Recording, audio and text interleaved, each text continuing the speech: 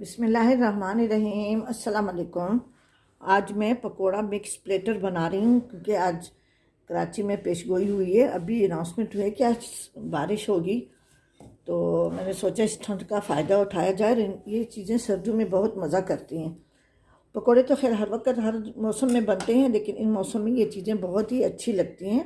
शाम की चाय के साथ कोई मेहमान आ जाएं या वैसे भी दिल करता है तो ये चीज़ें बना लेता है। उसके लिए मुझे जिन चीज़ों की ज़रूरत है, ये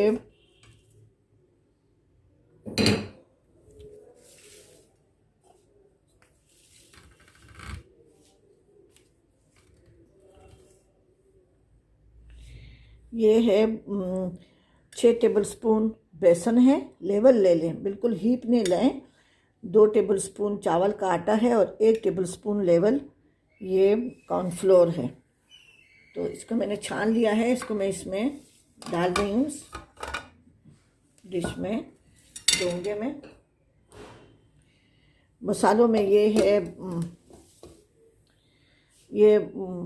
हाफ़ टी स्पून हल्दी, 1 टीस्पून कुटी लाल मिर्च, 1 टीस्पून कुटा हुआ ज़ीरा, half tea spoon dry ginger सूखी अदरक पाउडर सौंफ पाउडर और 1 टीस्पून कुटा हुआ ज़ीरा है।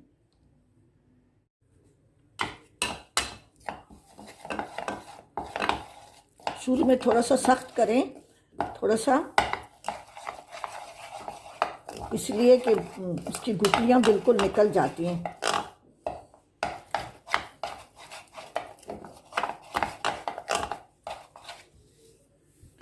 इसको मैं 10 से 15 मिनट तक रखती हूँ ताकि ये अच्छे से सेट हो जाए।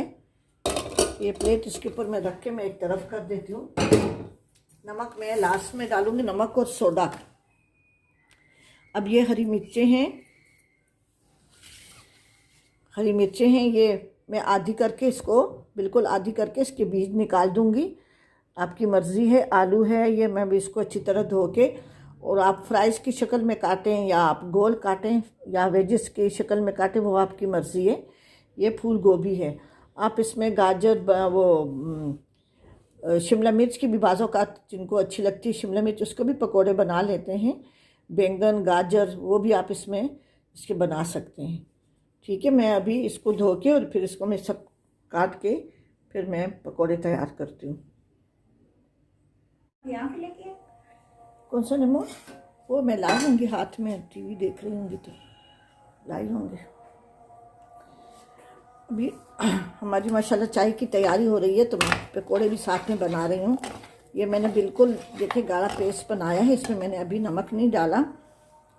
इसमें मैंने इसमें हाफ़ टी स्पून ये अजवाइन डाली है। अब ये बिल्कुल 1 चुटकी इसमें मैं सोडा डाल रही हूँ, मीठा सोडा जो हम लोग आटे में डालते हैं ना, अक्सर यूज़ करते हैं।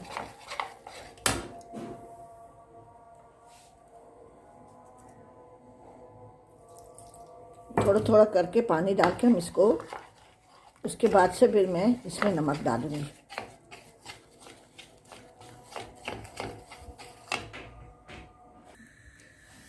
इसको देखिए मैंने इतना रखा है। इसको ये रनिंग वाली रखनी है, जैसे हम लोग रखते हैं। इसे पतला भी कर सकते हैं। अब मैं इसमें हस्बे जायका नमक डाल रही हूँ, बहुत ज़्यादा नहीं, कि ऊपर से चाट मसाला और ये भी डालते हैं ना, चटनी वगैरह में भी नमक होता है। फिर मैं इसको फ्राई कर रही हूँ। फिर मैं इसको फ्राई करने जा रही हूँ। ये मैंने 1 आलू डाल के देखा है, तेल अच्छी तरह से गर्म हो गया है। साथ में हम लोग चाय भी बना रहे हैं। इसमें मैं नमक वगैरह चख लूँगी। इसमें मैं अभी बाकी के पकोड़े डाल रही हूँ। साथ में हमने चाय भी रखी हुई है, चाय में दूध डाल दिया है। ये भी जब तक पकोड़े तैयार होंगे तो हल्की आंच पे ये चाय भी तैयार हो जाएगी। पहले मैं आलू के बना रही हूँ। आलू अपनी मर्ज़ी पे आप वेजेस बना लें, गोल बना लें, फ्राइज़ की शक्ल में बना लें, वो आपकी अपनी मर्ज़ी है। थोड़ा सा ये पकोड़ों में डालते वक्त ज़रा झाड़ लिया करें। इसमें डिप करके ज़रा उसे थोड़ा झाड़ लिया करें तो ज़्यादा बेसन फिर नहीं जाता। जितना बेसन ज़्यादा होता है उतना उसके अंदर तेल भी ज़्यादा जाता है। कुछ मैंने गोल बनाए हैं बच्चों की फरमाइश पे।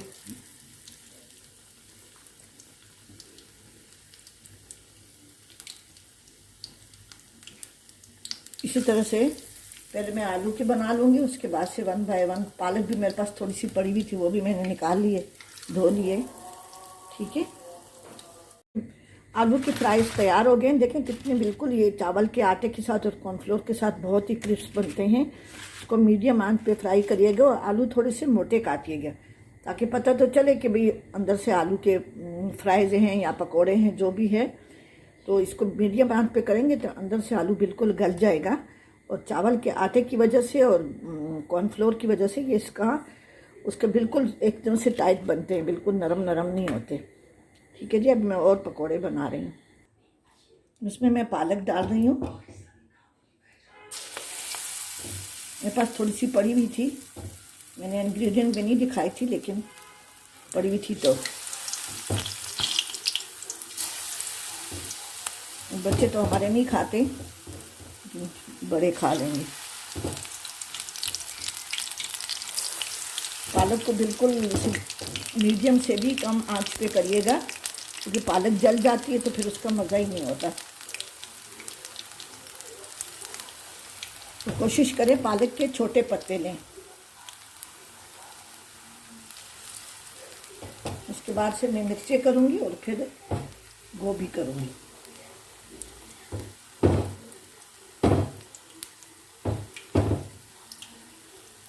ये पालक अब फ्राई हो गई है, इसको मैं निकाल के इसमें गोभी या मिर्चें फ्राई करूँगी। इसको मैं निकाल, इसमें मैं अभी गोभी डाल रही हूँ।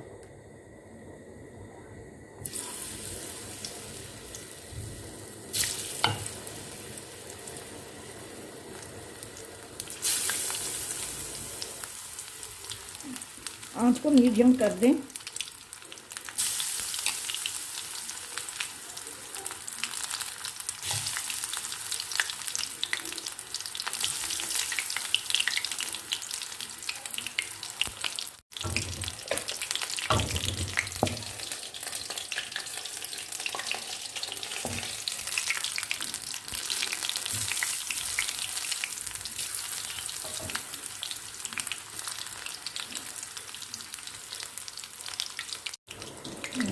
अब ये गोभी के पकोड़े भी तैयार हो गए हैं। ये मैं हरी मिर्च के बना रही हूँ।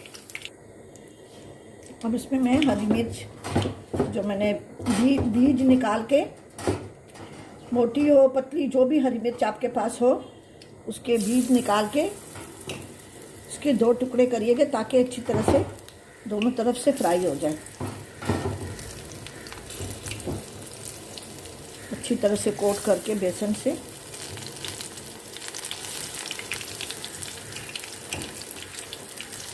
इसे सारे मैं तल लूँगी।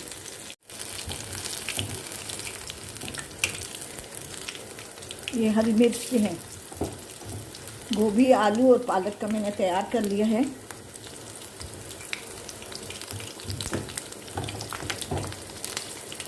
ये मिक्स प्लेटर पकोड़ा तैयार हो गया है।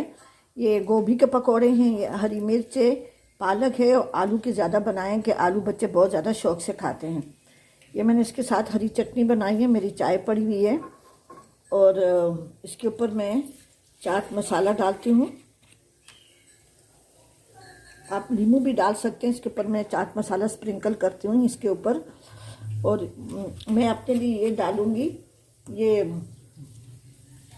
इसको पश्तो में नारंज कहते हैं। ये अभी ये उसका सीज़न है लेकिन मैं 2 महीने पहले पेशावर से आ रही थी तो मैं उसके पकने का इंतज़ार मैंने नहीं किया, मैं साथ लेके। अंदर से बहुत जूसी हैं लेकिन ऊपर से बिल्कुल कीनों की तरह पीले होते हैं। इसको नारंज कहते हैं और पंजाबी में इसको खट्टा कहते हैं। तो ये मैं वहाँ से लाती हूँ, मेरे फ्रीज़र में पूरा साल पड़े रहते हैं। जो कोई भी आता जाता है तो मेरे लिए ले आता है। तो आप इसको नींबू भी डाल सकते हो, इसका जायका बहुत ही बहुत ही ज़बरदस्त होता है अगर आप इसके ऊपर डाल के खाएं ना, ये चाट के ऊपर, किसी चीज़ के ऊपर, तो इसका लीमू से बिल्कुल अलग से जायका है।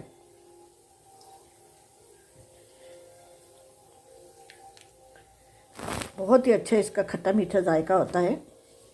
ठीक है जी, आप ज़रूर बनाएं और मेरे चैनल देसी ट्रीट्स को, पहले देसी ट्रीट्स था, अब मैंने KPK फूड सीक्रेट रख लिया है, उसको ज़रूर सब्सक्राइब करें। कमेंट्स करना ना भूलें, ज़रूर कमेंट्स करें। ठीक है जी, अपनी दुआओं में याद रखें। अल्लाह हाफिज़।